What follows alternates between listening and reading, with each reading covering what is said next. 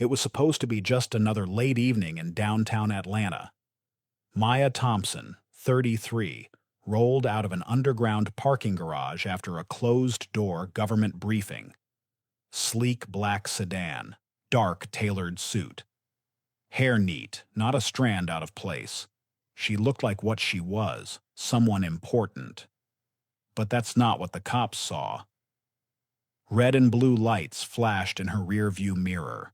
She pulled over calmly, hands on the wheel, already holding her license, registration, and federal ID. Two white officers approached. One glanced at her ID, then handed it back without a word. "Step out of the vehicle, ma'am." "On what grounds?" Maya asked, unshaken. "You match a description," the officer said, smirking. Moments later, her trunk was open. She couldn't see what they were doing, but she didn't need to. A faint click from behind the car. One officer whispered to the other, "Let's teach her a little lesson." They claimed they found drugs, a bag tucked neatly in the back. Her car was spotless, always had been. They cuffed her. She didn't resist, didn't shout, didn't cry. They kept their body cams off, but she hadn't turned off hers. At the station, no one cared who she was. She told them she worked in intelligence. They laughed. They processed her like a criminal, held her without counsel, called the media. Soon, headlines were everywhere. "Black woman caught with narcotics near Federal Building." She said nothing. Didn't demand a lawyer. Didn't beg. Didn't flinch. A detective leaned over the table and said, "You could take a plea deal. Be out in a few years."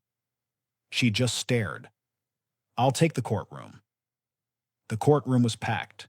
She walked in alone, no lawyer.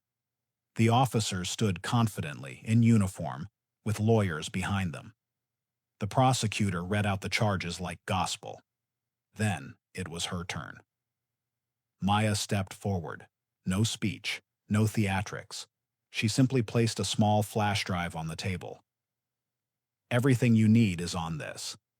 The judge frowned, pressed play, and the entire room saw it, one officer pulling a plastic bag from his vest, the other waving Maya forward as he quietly dropped it into the trunk, crystal clear, audio and video, time-stamped, uncut.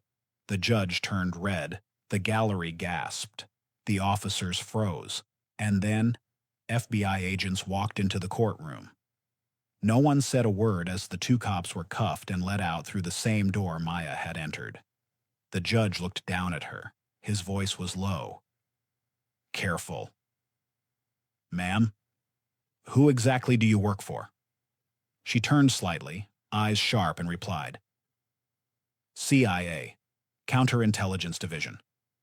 That night, the footage hit the news. The city lit up. Charges were dropped. An internal review was launched. 2 officers were indicted. A district attorney was suspended. But Maya said nothing publicly.